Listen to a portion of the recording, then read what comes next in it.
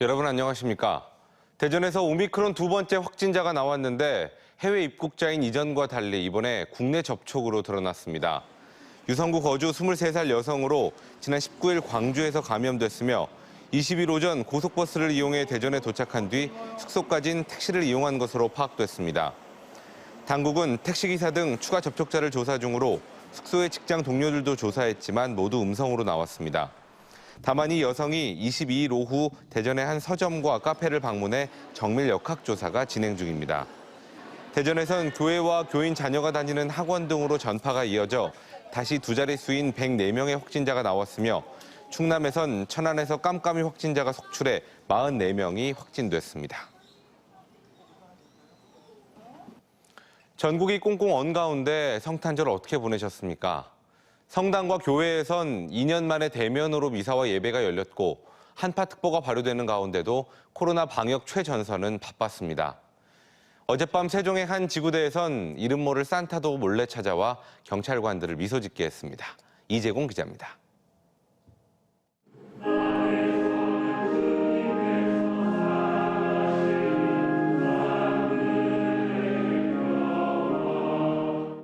아기 예수의 탄생을 축하하는 성탄절 대면 미사와 예배가 2년 만에 다시 열렸습니다. 추위 속에 온몸을 꽁꽁 싸매고 성당과 교회를 찾은 신도들의 표정엔 코로나 종식에 대한 기원이 가득했습니다.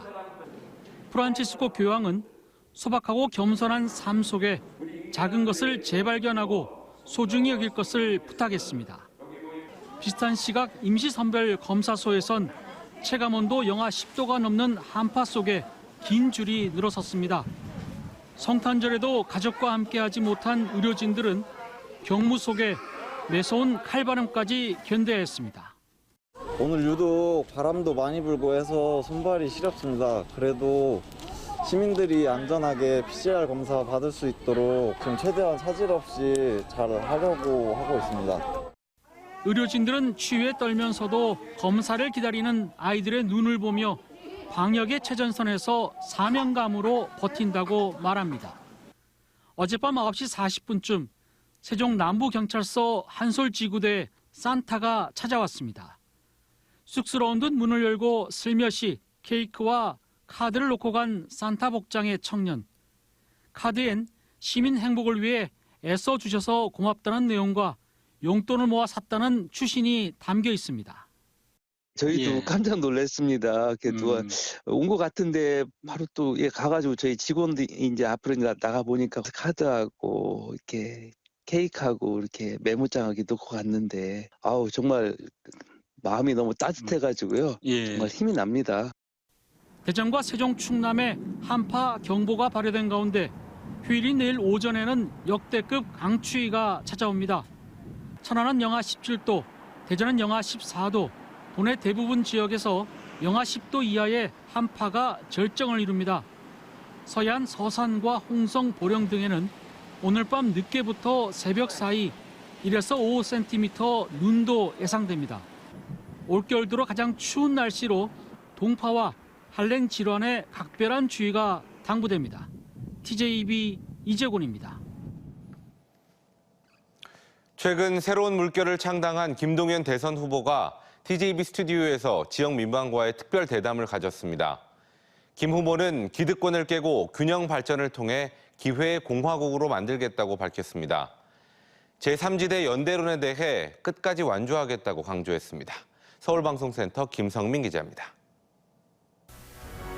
새로운 물결 김동연 대선 후보는 지난 40년 동안 거대 양당의 권력 분점으로 생긴 문제가 오늘날의 대한민국이라며 이제는 바꿀 때가 됐다고 말했습니다. 판잣집 소년가장에서 현 정부 경제수장이 됐던 자신이 제3지대를 선택한 건 흑수저 청년들에게 기회를 주고 기득권 공화국을 기회의 공화국으로 만드는 일이라고 강조했습니다.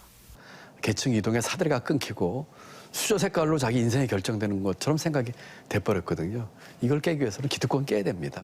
그래야지만 기회의 나라를 만들 수 있다는 것이 저희 주장입니다. 특히 여야 주요 후보에 대해선 믿기 어려운 불신 후보와 남이 써준 대독 후보라며 대안이 될 수 없다고 평가했습니다. 안철수, 심상정 후보 간 제3지대 연대론에 대해서 자신은 끝까지 완주하겠다며 선거는 미래에 대한 비전 제시가 먼저라고 말했습니다. 이와 함께 김 후보는 전국 5개 지역을 서울 수준의 메가시티로 구축하는 국가균형발전 정책이 절실하다고 주장했습니다.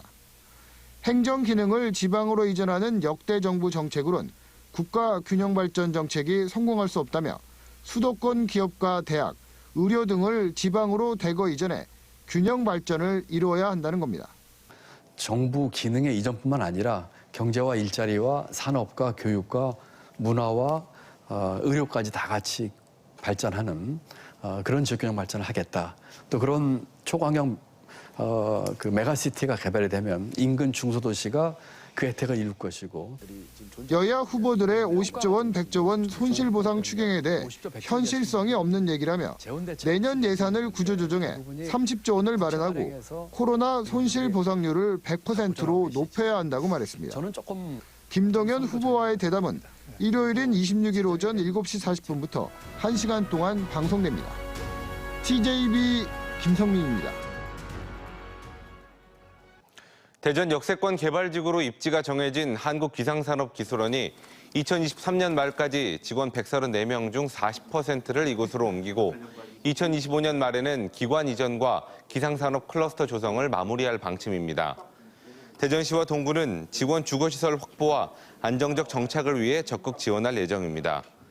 중기부 세종 이전에 따른 대체기관으로 옮겨오는 기상산업기술원 이전을 계기로 시는 대전 역세권에 기상산업 성장지원센터, 인력양성센터 등 클러스터를 조성할 계획입니다.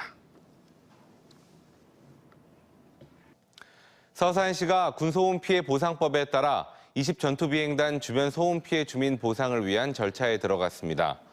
서산시는 피해 지역 소음 대책 심의위원회를 열고 분야별 전문가 등 9명의 위원을 위촉했으며 위원회는 앞으로 구역별 지급 결정과 보상금 지급 전반을 심의하는 역할을 하게 됩니다.